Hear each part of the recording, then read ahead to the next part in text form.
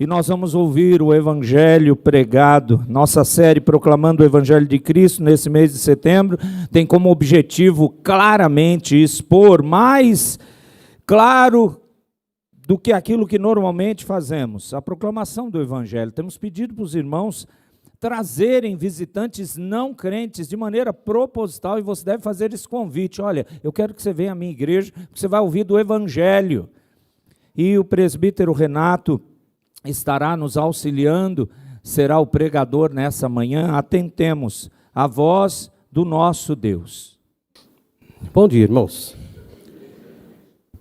Estamos então dando início nessa manhã, aliás, e dando sequência, né, às mensagens aqui sobre o Evangelho. O Evangelho foi trazido a nós, o Evangelho do nosso Senhor Jesus Cristo. Nesse mês de setembro está proposto aos que subirem nesse púlpito anunciarem, como estou fazendo agora, o Evangelho do nosso Senhor Jesus Cristo. A palavra Evangelho, a gente já sabe, a gente conhece, a gente tem aprendido isso ao longo do tempo, ao longo dos anos, né? A composição lá do hebraico, Ev e Angelos, bem ou bom, mensageiro ou anúncio. Então, um bom anúncio ou um bom mensageiro, uma boa mensagem ou um bom anúncio, ou, em outras palavras, uma boa notícia. Uma boa notícia porque existe uma má notícia e a gente sabe disso. Capítulo 3 de João, versículo 16. Bastante conhecido. Nós sabemos que a mensagem é simples e poderosa e é muito bem definida nesse texto. Porque Deus amou o mundo de tal maneira que deu o seu Filho unigênito para que todo aquele que nele crê não pereça, mas tenha a vida eterna. O amor foi tão absurdamente grande, que foi descrito por João, que Deus amou de um jeito tão especial, com um carinho tão grande, com uma dedicação tão completa, com uma riqueza tão grande de detalhes, que não se encontrou palavra certa para descrevê-lo. De tal maneira. Então a gente tem no Evangelho de João essa descrição. A forma foi absurdamente grande, de uma forma, uma tal maneira, né? Tão lindo. Definitivamente você e eu sabemos que não há absolutamente nada em nós que pudesse fazer com que o Deus, como lemos na palavra deles, 3 vezes santos, né? Santo, santo, santo, aquele Deus soberano, pudesse olhar para nós e ver alguma coisa. Nós sabemos que não há absolutamente nada que pudesse fazer com que ele visse algo em nós. Então vamos aos fatos. Gênesis capítulo 1, versículo 2. É o momento onde tudo é criado, o momento onde tudo é composto, é formado, é trazido à existência por esse Deus que é soberano e que criou todas as coisas. A terra, porém, estava sem forma e vazia, havia trevas sobre a face do abismo, e o Espírito de Deus pairava sobre as águas, por sobre as águas.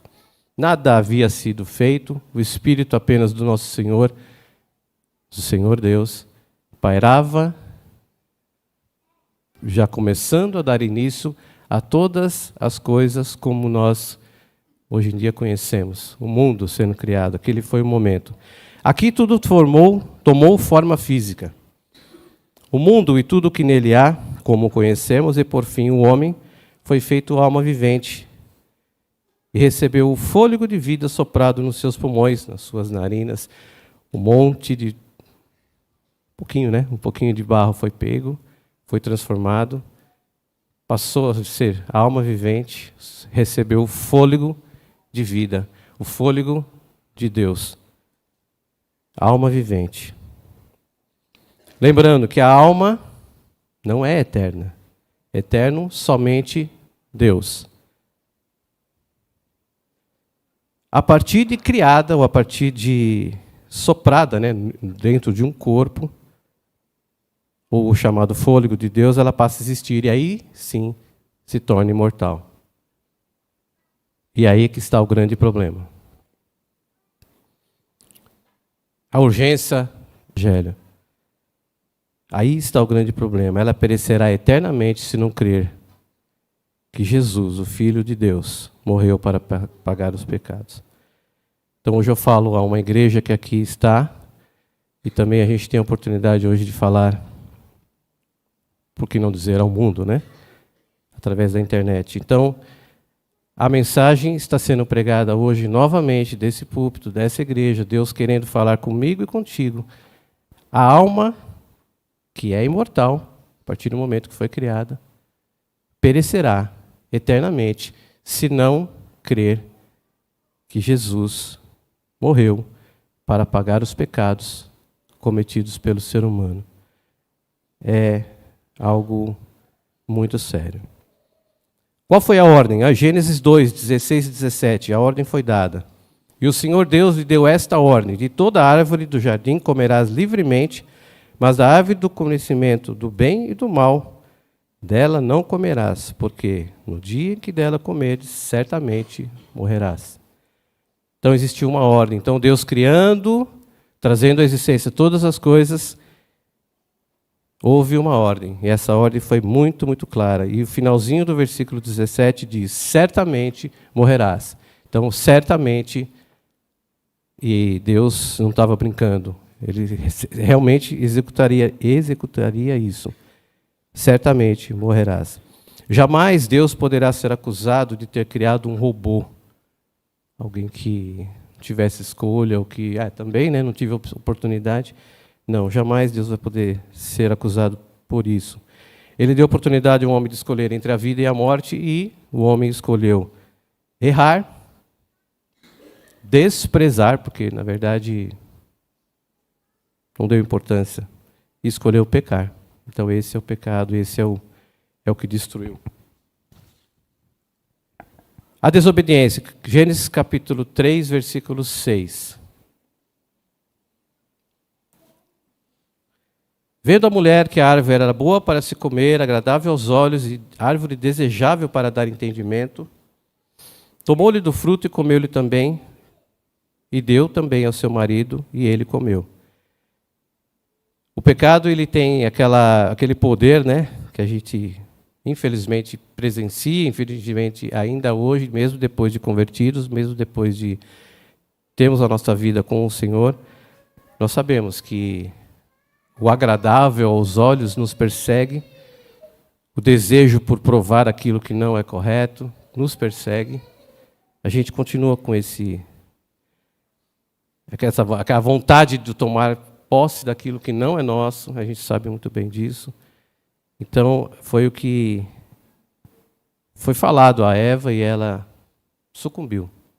E o pior, passou ao seu marido, que não tomou a posição de líder no seu lar e não enfrentou e não foi contra essa situação. E comeu também.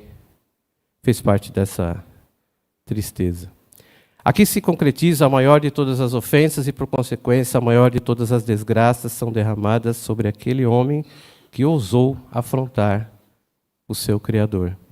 Então, nesse momento que se cai sobre ele todas as desgraças que o pecado pode trazer. Toda a natureza, todas as coisas, o próprio universo, quando foram criadas, ao comando de Deus, se colocaram em seus lugares. Então, vamos imaginar as estrelas, Trilhões e trilhões de galáxias existem, a ciência ainda não conseguiu definir quantas, Ao comando do Senhor, falou: vá para lá. Todas tomaram seu lugar. Quando a gente fala do mar, profundidade, pressão, aquilo que... Então, imagina, o poder que há naquelas ondas, tudo aquilo ali. Deus falou: vai vir até aqui. E quando a gente fala do sol, nem um pouquinho para cá, nem um pouquinho para lá.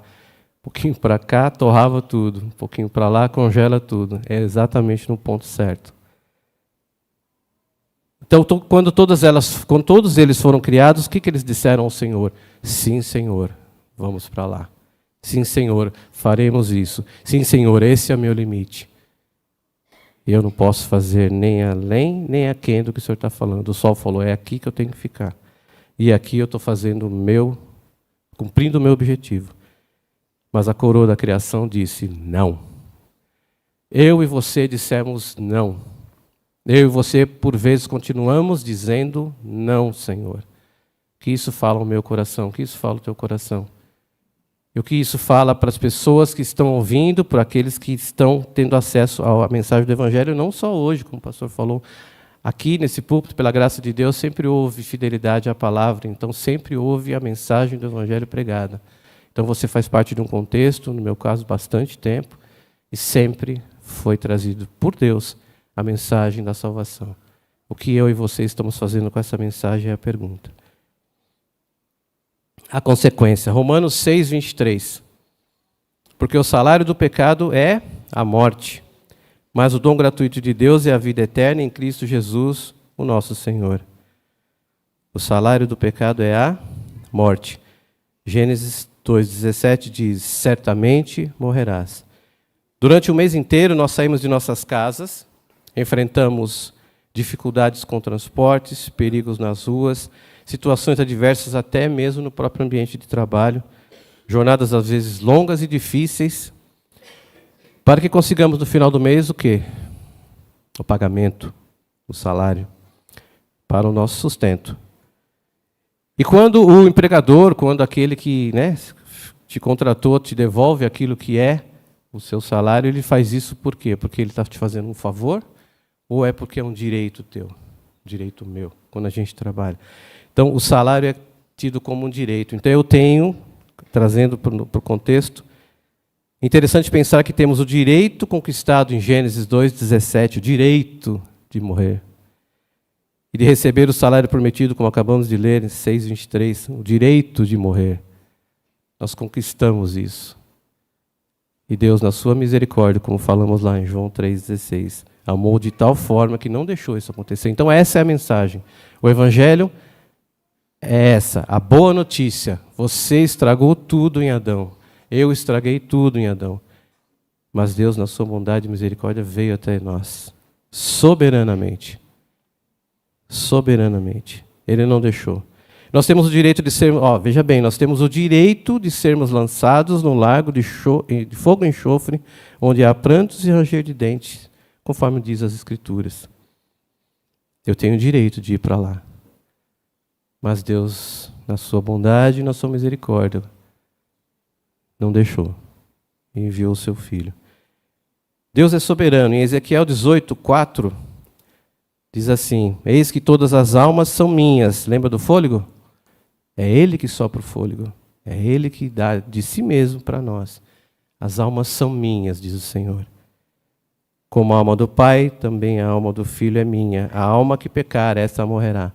Então nós somos do Senhor. A alma é dele. Ele dá o destino que Ele quiser. Isso é soberania. E a alma que pecar, essa morrerá. Então nós pecamos, nós temos esse direito. Eclesiastes 12:7 diz, o pó volte à terra como era, e o espírito volte a Deus que o deu. Deus deu o espírito, Deus deu a alma. Então nós somos dele. E quando você e eu fecharmos os nossos olhos, no momento seguinte estaremos diante de Deus, para o destino eterno. Então às vezes você está, e eu estou, dia após dia, domingo após domingo, ano após ano, ouvindo e sabendo da mensagem do Evangelho, e a preocupação de quem está na liderança de uma igreja é saber se a tua vida e a minha vida realmente foi transformada, foi modificada, teve esse encontro, essa consciência do que o pecado fez e do que Cristo fez. Aí fica a pergunta para você, meu irmão, e você que está na internet, se tem ou teve esse contexto de ter tido acesso à palavra do Senhor, à palavra do Evangelho. O que essa palavra fez na minha vida, fez no meu coração? Marcos 1:15 diz assim, o tempo está cumprido e o reino de Deus está próximo. Arrependei-vos e crede no Evangelho. Então, se você dentro de uma igreja, confessando o seu pecado, fazendo parte de uma classe de catecúmenos, fazendo a sua profissão de fé, se porventura em algum momento isso não foi verdadeiro, isso não teve essa transformação, esse é o momento. Porque amanhã, querida, amanhã pode ser tarde. A mensagem do Evangelho é simples assim, e é urgente assim, e ela é poderosa assim. Deus amou o mundo de tal maneira que deu o seu Filho unigênito para que todo aquele que nele crê não pereça. A alma é imortal, ela perecerá se ela não tiver o encontro com Cristo, a transformação, a nova vida. A salvação, ela é soberana. Romanos 11, 30 a 32. Romanos 11, de 30 a 32. Porque assim como vós também outrora fostes desobedientes a Deus, mas agora alcançastes misericórdia à vista da desobediência deles, assim também esses agora foram desobedientes para que igualmente alcancem misericórdia à vista da que vos foi concedida. Versículo 32. Porque Deus a todos encerrou na desobediência, a fim de usar de misericórdia para com todos. A soberania de Deus, conforme o versículo 32, encerrou a todos na desobediência. E se ele simplesmente fez isso para que a sua glória fosse levantada, fosse exaltada, aparecesse, né? Usar da sua misericórdia para com todos, então ele encerrou. E se o pecado lá em Adão, e na verdade, um plano que ele executou, caíram sim, pecaram sim, para que a minha glória fosse mostrada a todos e a todas as gerações. Soberanamente, ele é Deus, ele pode fazer isso.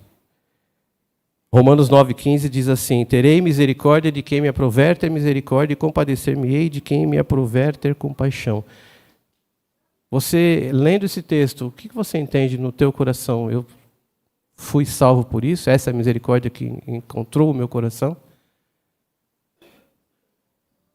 A força da palavra do Senhor nesse texto, ele não te deve nada além da morte que você mesmo conquistou, que eu mesmo conquistei. Se ele tiver misericórdia e compaixão de mim e de você, a glória é dele. Se ele não tiver misericórdia de mim e de você, a glória também será dele, independente de nós. Nós quer queiramos ou não, quer aceitemos ou não, seja lá qual for o sentimento. Se a gente for falar de eternidade, como eu falei aqui no início sobre a imortalidade da alma, e a gente for falar sobre o que é eternidade, a questão de tempo que envolve tudo isso, né? Uma vez eu ouvi uma ilustração que falava que o tempo, quando você fecha os seus olhos e passa para uma realidade futura, que vai acontecer conosco, é equivalente a um beija-flor, aquela pegadinha que ele dá na planta, né? Na flor. Cada pegadinha daquela lá, você fazendo uma análise do Monte Everest, né, que é o que falaram lá, 8 quilômetros, né, de altura. Imagina a massa de terra que está envolvida nesse pedaço de terra aí. Um beija-flor pegasse um único grão e transportasse para 2 quilômetros de distância, e o objetivo dele era transportar aquele monte para 2 quilômetros de distância. E ele vinha e pegava um único grão e transportava para lá, e depois de 3.000 anos ele voltava e pegava mais um outro grão. Mais um outro grão. A cada 3.000 anos. Então, faz a conta de quanto tempo demoraria isso, e a eternidade é isso, a eternidade não terá fim. E quando você fala em eternidade com Deus, é gozo, alegria, paz, conhecer ao Senhor para todo sempre, mas também longe de Deus prantos, ranger de dentes, fogo e enxofre, é o que a palavra diz. A mensagem do Evangelho é urgente, existe algo muito sério acontecendo, e existe algo muito sério que o inimigo de nossas vidas faz para que eu e você deixemos passar. Não, amanhã você se dedica, amanhã você se esforça, amanhã você vai no culto, amanhã você vai ser melhor. Hoje você curte, hoje você vive a tua vida. Amanhã pode ser muito tarde. Voltando ao sentimento que produz em nosso coração ao ler João 3,16, e vendo o inexplicável amor com que nos amou, aquele de tal maneira, né, nós somos impelidos a nos render a este amor. Seja sincero. Amou de tal maneira que deu o seu filho. É algo que nos leva. Mas nós temos que saber com quem nós estamos lidando. Um Deus que é soberano, um Deus que é amor, mas um Deus que é justo. A alma que pecar, essa morrerá. A alma que pecar, essa morrerá. O livro de Romanos é maravilhoso, é chamado um tratado, né, teológico, e Paulo, usado por Deus, nos deixou lá como poderíamos chamar uma trilogia, né? A soberana salvação de Deus. Ela está na eleição, na rejeição e na restauração, a trilogia. A eleição diz respeito a você, a mim, se você foi eleito ou não, entende? Quando você pensa em eleição, Deus é injusto? Isso tem a ver com a soberania de Deus. Terei misericórdia de quem me aprover ter misericórdia. Então não pertence a mim, não pertence a você. A eleição é algo da soberania do Senhor. A rejeição tem a ver com o que eu e você fazemos diariamente. Ou aquilo que nós fazemos quando você... Não, tá bom, a mensagem do Evangelho está aí. Realmente existe um futuro interminável a ser vivido, mas depois eu penso nisso. Aí essa é a responsabilidade humana, a tua responsabilidade diante daquilo que você está recebendo, da mensagem do Evangelho. E a restauração, aí ela vai acontecer soberanamente. Quer você aceite, quer você não aceite, quer você diga que ele é injusto, o que você disser, o que eu disser, não vai mudar. A restauração virá, porque Deus estabeleceu um plano soberano. Mesmo pecando, Deus não rejeitou o seu povo, Deus não rejeitou você. Mesmo pecando, Deus não desistiu de você, não desistiu do seu povo. Deus salvará você, baseado lá em João 3,16, a partir do momento que você reconheça. E Ele salvará o seu povo. E Deus será exaltado pelo seu plano vitorioso, quer você aceite, quer você não aceite, quer o mundo fale ou deixe de falar. Deus será exaltado pelo seu plano vitorioso. Finalizando, Romanos 11:33, maravilha de texto. Ó profundidade da riqueza, tanto da sabedoria como do conhecimento de Deus. Quão insondáveis são os seus juízos e quão inescrutáveis são os seus caminhos. Eu poderia falar um monte de coisa desse texto, mas é palavra de Deus, ela é maravilhosa. Quão insondáveis são os seus juízos, aquilo que ele tem por justo, né, juízo, aquilo que ele tem por justo, o que ele decretou, é o que vai acontecer. E os seus caminhos, os caminhos que a gente vive, que a gente traça, ele estabeleceu. São insondáveis, são inescrutáveis. E 11:36, porque dele, por meio dele, para ele são todas as coisas. A ele, pois, a glória eternamente. Amém. Que essa seja a palavra do Senhor, fazendo efeito na tua vida, na minha vida, que haja transformação, que haja entrega, se porventura você, num contexto já de igreja, vivendo há muito tempo, ainda não teve um momento de conversão, de transformação da sua vida, amanhã pode ser tarde. A mensagem do Evangelho é essa, ela é urgente e ela é poderosa. Deus assim nos ajude. Vamos orar? É a Tua palavra, Senhor, nós agradecemos a Ti pela bondade em trazê-la até nós. Nós agradecemos a Ti por, Senhor, criar todas essas condições físicas aqui que estamos presenciando, de termos um local, de termos toda a condição, de estarmos muito bem acomodados. Sabemos que em outros lugares não existe nem isso. Mas a mensagem, ela é terrível, ela é poderosa. Terrível no sentido de que existe uma verdade onde, longe do Senhor, haverá morte, prantos e ranger de dentes. Mas ao teu lado haverá gozo, alegria e paz. E isso graciosamente conquistado por teu Filho Jesus na cruz. Nós louvamos o teu nome porque de forma maravilhosa o Senhor nos trouxe a isso, nos traz a essa verdade. Nós te exaltamos porque é misericórdia, é graça. Dá que o teu povo se arrependa dos seus pecados se ainda não o fez. E que quem ouve essa mensagem, tanto agora na internet como em outro momento, possa também ser tocado e abençoado para a salvação de suas vidas e para, no final de todas as coisas, a glória seja dada somente ao teu santo nome. É a nossa oração. Nós oramos em nome de Jesus. Amém.